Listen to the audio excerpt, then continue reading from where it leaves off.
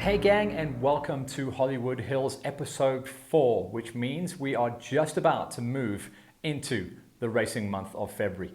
Feb is always where everything really properly kicks off. We're looking forward to the opening round of the GXCCs, and not too far after that, we'll start thinking about Farm Jam and the National Off-Roads and Enduros. So lots of really cool stuff to look forward to.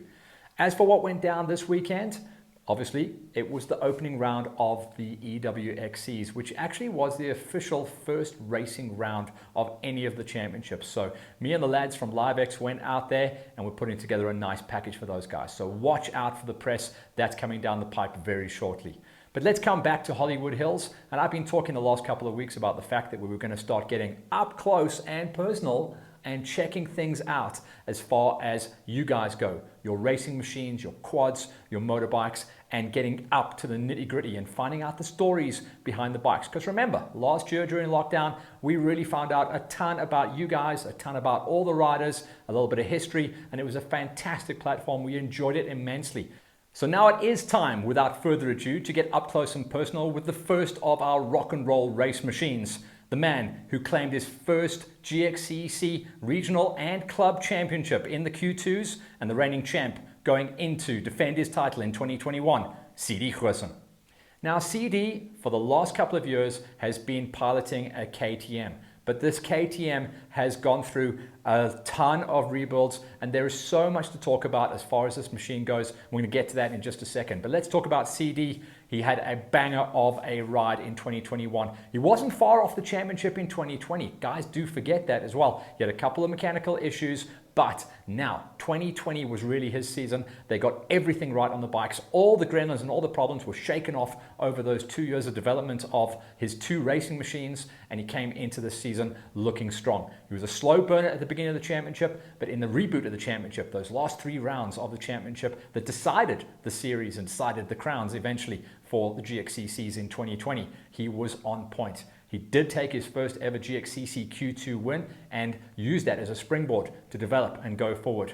He nailed down his championship, and this is the machine he did it with.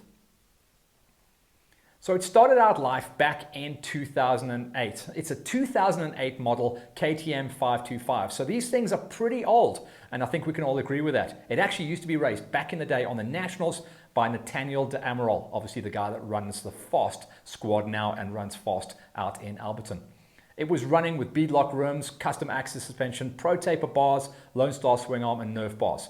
But the issue was that 525 motor got old and went bang after 2 years of racing, right best smack bang in the middle of the season. So that was a non-starter from that point. Then Nathaniel from Fast said that he wanted to do something weird. He started to look at the option of a hybrid, and that was putting a 500cc engine from a two-wheeler KTM into the 525 frame. The 525 engine was done at the halfway marker, so it gave them plenty of time to cook up what would become the 500cc beast, and the first of many hybrids that have actually come out of this situation as well, because quads were getting old. So after they bought a 2018 KTM 500 two-wheeler, they left the rolling chassis at the shop, so it's all sat there box fresh waiting to get rebuilt. They got it from factory racing as it was then, which then became Fast in 2018, and they started to do the build of Bella. Bella was what was going to be the big 500 and the first of the hybrids. 9 months it took to create this incredible quad, and it was built to full factory KTM spec.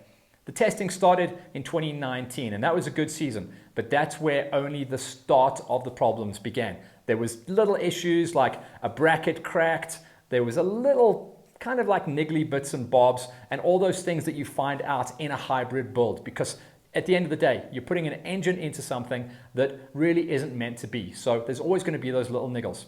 But why go for the hybrid? And what makes the hybrid 500 so special is that everything is perfect. This was developed, like I said, over 2 years. So they got everything absolutely right. From the sprocket lining to the angle of the motor, the fuel pressure is always right. It's like a stock standard turnkey bike. It's as if it came out of the factory like this. But remember, this was totally developed bespoke. It was an aftermarket rebuild. But when you look at CD, how he rides on the bike and how it physically looks, it looks like this is the bike and how it came out and was on the factory floor. And the 500 power has been absolutely mint. It's obviously taken CD to his championship. So some of the things they went through, and this is how Bella is dressed at the moment. So she is running at the moment the Lone Star Nerf bars. She's got Lone Star lower arms as well. Pro Taper handlebars, that's not changed. They're running the FMF pipe, which really makes it bang, and it's got that factory sound as well. I love the look of the machine, as the machining on that pipe as well. Just looks absolutely killer. They've got the custom exhaust headers. Obviously, they had to get that custom work done because the headers were in a different place and the machining, and there was so much to get done on the front of that pipe just to make it sit right. But now you look at it, it looks like that's how it always was and always should have been. They're running the WP suspension at the rear, PEP suspension at the front. They've got carbon beadlock rims now, so the rolling weight on the wheels is super light, and they've got an ITP whole shot tire. And this thing is obviously where you're getting all your traction. And then there's Trompy as well. So Bella is the number one bike. Trompy is known as the practice bike, but they are both built to a very similar spec. So that's two 500 engines that they had to go find out there, two rolling chassis, and a lot of investment to make this happen. Trompy at the moment running the Lone Star Nerf bars, Lone Star lower arms, Pro Taper bars. So they obviously CD likes his cockpit to feel exactly the same, and where at all possible, both the machines to feel equally the same, so that if there's something wrong with bike number one, you can jump on bike number two. Like you see with Marc Marquez out at MotoGPs, the bikes must be butter every single time he jumps on. Only big difference is he still runs the FMF pipe, he's still got Axis suspension, but there's just one or two little niggly things. The seat is slightly different, and he's going to have to obviously adjust his tire pressures between the two bikes. He does tend to get on Trompy most of the time on weekend practice, and he saves Bella for the rock and roll shows as he goes out there.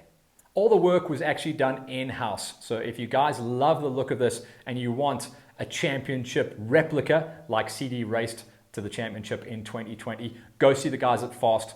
Adrian was the man. He is the only guy that can put this machine together in this format.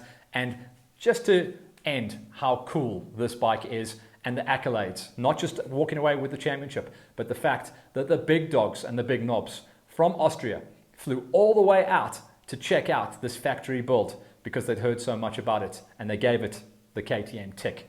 They really, really loved this machine. Well done to CD on his championship. Cannot wait to see what this kid has got for us going forward into 2021. So that's our first up close and personal. We are trying to get hold of the guys that did their championships. A lot of the guys are waiting for fresh sticker kits, and they don't want to show me their bike looking a little bit naked or a little bit old, or if they're running the old machines. But there is so much going down. We cannot wait to get our hands and grubby paws into the edits of what is coming down the pipe. There's a lot going on as well. Watch out, because Hollywood Hills has kind of become the go-to for the team launches as well. We did Fredo and the Factory Rockstar Huskies last week on the show, and then next week we're looking at Pepper. So Ian Pepper, the Pepson Plastic Squad, who historically have been on white machines pretty much since the beginning of Pepson's involvement in the sport, and now he has gone green. So hang on to your hats, because next week Hollywood Hills will be the lean, green, mean machines of Kawasaki, the Pepson Plastics Factory Kawasaki Squad. They'll be up on next week's show. Laters.